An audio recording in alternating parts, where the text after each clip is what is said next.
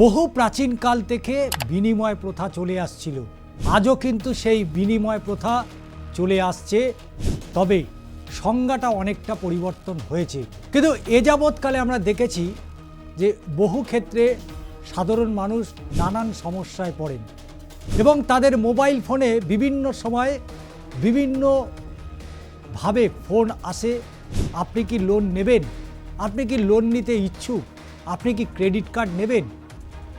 বহু মানুষ বিষয়টাকে এড়িয়ে চলেন, আবার অনেকেই অভাবে হয়তো তাদের ওই পথ অবলম্বন করতে হয়।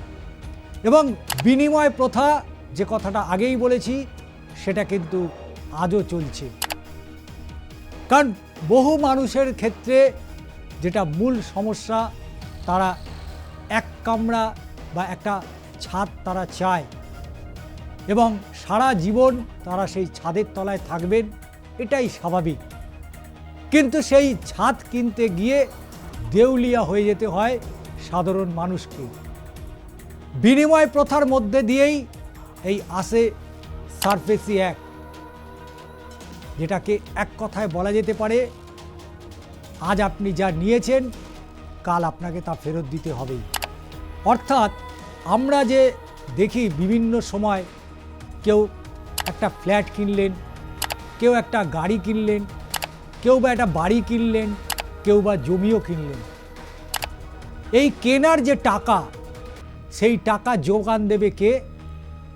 না বিভিন্ন আর্থিক প্রতিষ্ঠান যেমন রয়েছে, রাষ্ট্রায়ত্ত ব্যাংক রয়েছে, বেসরকারি ব্যাংকও রয়েছে, তারা এগিয়ে আসেন যাতে আপনার শখ এবং শুধু তাই নয়, আপনার জীবনের স্বপ্ন পূরণ হতে পারে। কিন্তু এই স্বপ্ন পূরণের মধ্যেই আপনার যে বিপদ লুকিয়ে রয়েছে, আপনি কি সেটা জানেন? আপনি যে মর্টগেজটা দিয়ে আপনি ব্যাংক থেকে বা আর্থিক প্রতিষ্ঠান থেকে যে লোন নিয়েছেন, ভবিষ্যতে আপনার মাথার উপর বিপদের খাড়া নামতে পারে। আপনার কি জানা আছে যে একটা আপনি গাড়ি তো কিনলেন, কিন্তু সেই গাড়ির লোনটা যদি আপনি পরিশোধ যদি না করতে পারেন, তাহলে আপনার বিরুদ্ধে কোন কোন ব্যবস্থা আসতে পারে, আপনার বিরুদ্ধে কি পদক্ষেপ গ্রহণ করতে পারে। সাম্প্রতিক সময় কলকাতা হাইকোর্ট একটা নজিরবিহীন নির্দেশ দিয়েছে, অবশ্যই বলা যেতে পারে ল্যান্ডমার্ক জাজমেন্ট, যেখানে কলকাতা হাইকোর্ট স্পষ্টত জানিয়ে দিয়েছে যে 20 লক্ষের টাকার নিচে যদি কেউ সম্পত্তি কিনে থাকেন, তাহলে ব্যাংক সেটাকে নিজেদের হেফাজতে নিতে পারবে না। সেটা বাড়ি হতে পারে, সেটা ফ্ল্যাট হতে পারে, সেটা গাড়ি হতে পারে। কিন্তু এটা তো একটা ঘটনা, বহু ক্ষেত্রে মানুষ তার লোনের টাকা পরিশোধ করতে পারেন না, যে কারণে তার জীবনের সঞ্চিত অর্থ সেটাও যেমন চলে গেল, তার পাশাপাশি যেটা তিনি কিনেছিলেন সেটাও চলে গেল। তাহলে আপনি কি করবেন?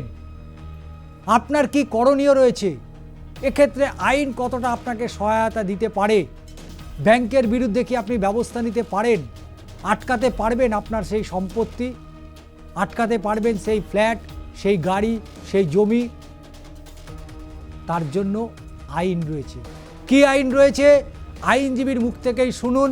তারাই বলছেন যে এই ধরনের কোনো ঘটনা ঘটলে আপনার বিরুদ্ধে কি ব্যাংক ব্যবস্থা নিতে পারে বা আর্থিক সংস্থাগুলো কি ব্যবস্থা নিতে পারে, এবং পাশাপাশি আপনি তার বিরুদ্ধে কি ব্যবস্থা নিতে পারেন, আপনার জন্য কোন আইনি পথ খোলা রয়েছে। আজকের লিগাল প্লাসে আপনাদের এই বিষয়টাকেই তুলে ধরছি। অবশ্যই আপনাদের গুরুত্বপূর্ণ মতামত জানাতে ভুলবেন না।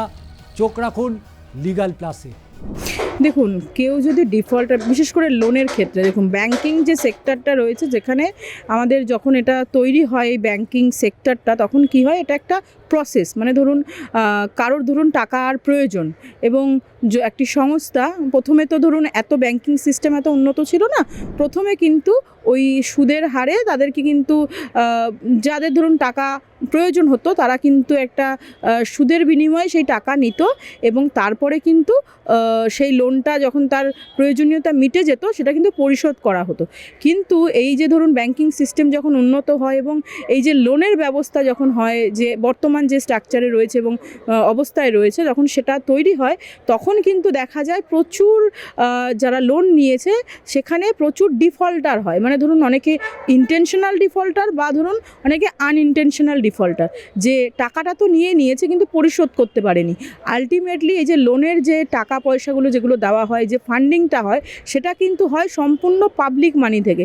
এবার পাবলিক মানি যদি দীর্ঘদিন ধরে এরকমভাবে ডিফল্টার হতে থাকে এবং সেটা এভাবে এনপিএ অ্যাকাউন্ট হয়ে যায়, মানে ধরুন যেটা নন পারফর্মিং অ্যাসেট বলা হয়, এনপিএ অ্যাকাউন্ট হিসাবে পরিণত হয়। এবং সেখানে কিন্তু আগে ব্যাংকের ক্ষেত্রে কিন্তু কোনো আইন ছিল না যেখানে তারা পরিশোধ করতে পারতো, এই তাদের কাছ থেকে সেটা রিকভার করতে পারতো। পরবর্তীতে আইন আসে এবং তার আগে কিন্তু দেখবেন আপনি একটা থ্রেট করে বা ধরুন একটা এজেন্ট তৈরি করা হয়েছিল, যেখানে বাড়িতে গিয়ে থ্রেট দিয়ে মানুষের মান সম্মান হানি করে কিন্তু লোন রিকভারি তাদের এজেন্ট বলে বলা হতো, এবং তারা আইনের বিরুদ্ধ কাজ করতো এবং আইন নিজেদের হাতে তুলে নিত। এবং যারা ধরুন আনইনটেনশনাল ডিফল্টার তাদেরও কিন্তু একটা হ্যারাসমেন্ট করতো। সেটাকে যাতে না করা হয় এবং এই ব্যাংকিং যারা রয়েছে অথরিটি তাদেরকে ক্ষমতায়িত করার জন্যই কিন্তু একটি 2002 সালে একটি অ্যাক্ট আসে। এবং তার পরিপ্রেক্ষিতে যদি কেউ ধরুন মর্টগেজ লোন বা ধরুন সিকিউরড লোন যদি সেক্ষেত্রে নেয়, তাহলে সেখানে ব্যাংক কিন্তু স্থাপন করতে পারে এবং সেখানে তার এগেনস্টে সেই প্রসিডিওর করতে পারে। এবং যদি সেই প্রসিডিওর হয়, সাধারণ যারা ধরুন বড়োয়ার থাকবে তাদেরও কিন্তু জন্য একটা ফোরাম করা হয়, একটা ট্রাইব্যুনাল তৈরি হয়। তারা যদি সেরকম কোনো পরিস্থিতির সম্মুখীন হয়, তারা কিন্তু সেই ট্রাইব্যুনালে গিয়ে পিটিশন ফাইল করতে পারে। এবং সেখানে যদি ট্রাইব্যুনাল দেখে যে হ্যাঁ তার কেসের মেরিট আছে, তাহলে অ্যাকর্ডিংলি সেরকম অর্ডার হয়। এবং যদি সেটা দেখা যায় যে মেরিট নেই, তাহলে কিন্তু ব্যাংকের ফেভারে সেই অর্ডারটা হয় এবং ব্যাংক কিন্তু সহজেই সেই ওই সিকিউর যে লোনটা থাকে, যেটাকে ধরুন মর্টগেজ করে যেটা লোনটা নেওয়া হয়েছে, সেটা কিন্তু সিজ করতে পারে বা সেটাকে অকশানে ফেলতে পারে। এই প্রসেসেই কিন্তু চলে আসছে। এবং যারা ধরুন বড়োয়ার, তারা অনেক সময় আগে কি করতো, এই একটা আসার আগে তারা কিন্তু লোন না দিয়েও বেঁচে যেত, কিন্তু বর্তমানে সেক্ষেত্রে কিন্তু এই আইন আসার পরে সেটা কিন্তু কোনোভাবে বাঁচার পথ নেই। এবং দেখা গেছে ম্যাক্সিমাম ক্ষেত্রেই বহু লোকেরা, বিশেষ করে গৃহ লোনের ক্ষেত্রে বা ধরুন যারা বাড়ি কিনছে মর্টগেজ করে বা ফ্ল্যাট কিনছে মর্টগেজ করে, তাদের কিন্তু অনেক সময় দেখা গেছে যে লোন দিতে না পারার কারণে সেই ফ্ল্যাটটা বা বাড়িটা হাতছাড়া হয়ে গেছে। এই যে সারফেসি অ্যাক্টটা মূলত কি কারণে তৈরি হলো এবং কাদের জন্য আইনটা তৈরি হলো, এবং তাতে আদতে কোনো সুরাহা হলো কিনা, এটা নিয়ে কি বলবেন? দেখুন, আগেই আপনাকে ব্যাকগ্রাউন্ডটা আমি একটু আগেই বললাম যে প্রচুর এরকম ডিফল্টার, এবং দেখুন এনপিএ অ্যাকাউন্ট মানে নন পারফর্মিং অ্যাসেট বলে একটি অ্যাকাউন্ট হয়, যেখানে সেই অ্যাকাউন্টটা তখনই সেখানে এনপিএ অ্যাকাউন্ট বলে সেটাকে ডিক্লেয়ার করা হয় যখন দীর্ঘদিন ধরে সেই যে লোনের যে ইএমআই সেটা পরিশোধ না হয় এবং লোনটা আর চালু থাকে না, এবং সেক্ষেত্রে ওটাকে কিন্তু ওই ক্যাটাগরিতে ফেলে দেওয়া হয়, নন পারফর্মিং অ্যাসেটস বা এনপিএ অ্যাকাউন্ট বলে কিন্তু ফেলে দেওয়া হয়। এবার এনপিএ হওয়া মানে হচ্ছে সেই লোনটার যে বড়োয়ার সে আর টাকা পয়সা রিপে করছে না। এবং এর আগে 2002 আগে কিন্তু একটা কমিটিও গঠন করা হয়েছিল এই সমস্যার সমাধানের জন্য। কারণ আলটিমেটলি ধরুন যদি সেই লোনটা পরিশোধ না হয়, তাহলে ক্ষতি হবে পাবলিকের। কারণ কি, এই যে লোন যে অ্যামাউন্টগুলো দেওয়া হয় সেগুলো কিন্তু পাবলিক মানি যদি এইভাবে হাতছাড়া হয়ে যায়, এবং তার ক্ষেত্রে পাবলিক যেহেতু সমস্যায় পড়বে, সেই জন্য এনপিএ অ্যাকাউন্টের পরিমাণ কমানোর জন্যই কিন্তু সর্বপ্রথম এই আইনটি আসে। আমাদের এই আইনটি কিন্তু যে ব্যাংকিং সেক্টরগুলো রয়েছে বা ধরুন যারা ফিনান্সিয়াল এই ট্রানজ্যাকশানের মাধ্যমে যাদেরকে লোন পাইয়ে দেয় বা ধরুন এই সিকিউরড অ্যাসেটগুলো রেখে তারা লোন দেয়, সেই সব অথরিটিগুলোকে কিন্তু ক্ষমতায়িত করেছে, যার মাধ্যমে এই অ্যাক্টের মাধ্যমে কিন্তু একটা স্পেসিফিক প্রসেস আছে। সেখানে নোটিশ করা সেকশন 13-এ বলা আছে সেই প্রসেসটা কিভাবে কি করতে হবে, এবং সেখানে কিন্তু একটা টাইম বাউন্ড বলতে পারেন যে প্রসেসটা সেটা কিন্তু টাইম বাউন্ড, যে 13(4) যখন নোটিশটা হবে, পজেশন নোটিশ যখন করবে, তারপরে কিন্তু যে বড়োয়ার থাকবে সে কিন্তু দেখবেন ওই যে ট্রাইব্যুনাল থাকে সেই ফোরাম যখন ফোরামে যাওয়া ছাড়া তার কিন্তু আর কোনো উপায় থাকবে না। সে কিন্তু দীর্ঘদিন ধরে এটাকে ফেলে রাখতে পারবে না। ইভেন ধরুন আগে একটা টেন্ডেন্সি ছিল যে একটা সাধারণ একটা সিভিল মামলা করে দিলাম, তারপরে আর সেই মামলাটা দীর্ঘদিন ধরে চালালাম আর লোনটা পেমেন্ট করতে হলো না। এই সারফেসি অ্যাক্ট আসার পরে কিন্তু এই যে প্রসেসটা ছিল তার ফলে কিন্তু সেটাকে বাধা একদম দিয়েছে এবং সেখানে বলেছে যেহেতু এটা স্পেশাল অ্যাক্ট এবং স্পেশাল অ্যাক্টের জন্য কিন্তু ওই যে সিভিল কোর্টের যে জুরিসডিকশন সেটাও কিন্তু এটা ওভাররাইড করে এবং সেখানে কিন্তু সারফেসি যদি কোনো প্রসিডিং স্টার্ট হয় তাহলে কিন্তু সহজে রিপেমেন্ট করা ছাড়া কিন্তু এই যে বড়োয়ার যে থাকে তার কাছে আর কোনো পথ থাকে না। সে যদি আনইনটেনশনাল বা ধরুন কোনো অসুবিধার জন্য সে যদি ডিফল্টার হয়ে থাকে সে নিশ্চিতভাবে তার জন্য অ্যাপিল করার জন্য একটা ট্রাইব্যুনাল রয়েছে, আমাদের ডেট রিকভারি ট্রাইব্যুনাল বা ডিআরটি বলে যেটা পরিচিত, সেই ডিআরটিতে কিন্তু যেতে পারে এবং সেখানে গিয়ে কিন্তু পিটিশন ফাইল হবে এবং সেখানে যদি দেখা যায় সেই উনি যে কথাগুলো বলছেন মানে যে বড়োয়ার যে কথাগুলো বলছেন যে জেনুইন রিজন আছে তার এই এনপিএ অ্যাকাউন্ট হওয়ার পেছনে, অ্যাকর্ডিংলি কিন্তু সেগুলোকে ডিল করা হয়। কিন্তু এই যে ধরুন এনপিএ হয়ে যাওয়ার যে প্রবণতা সেটা কিন্তু অনেকাংশে কমেছে এবং তার ফলে এই যে ব্যাংকের থেকে লোন নিয়ে আর টাকাটা পেমেন্ট করব না এই প্রবণতাও কমেছে এবং সেক্ষেত্রে দেখা গেছে বহু মানুষ মানে পাবলিক তার ফলে কিন্তু আখেরে লাভবান হয়েছে পাবলিক, কারণ পাবলিকের টাকাগুলো এভাবে বেহাত হওয়ার যে প্রবণতাটা ছিল সেটা অনেকাংশে কমেছে। সাম্প্রতিক কলকাতা হাইকোর্ট একটা নির্দেশ দিয়েছিল, সেই নির্দেশে তারা বলেছেন যে 20 লক্ষ টাকার ওপরে নয় কিন্তু 20 লক্ষ টাকার নিচে কেউ যদি কোনো লোন নিয়ে থাকে তাহলে সেই লোনটার জন্য কোনো কিছু অ্যাকোয়ার করে নেওয়া যাবে না।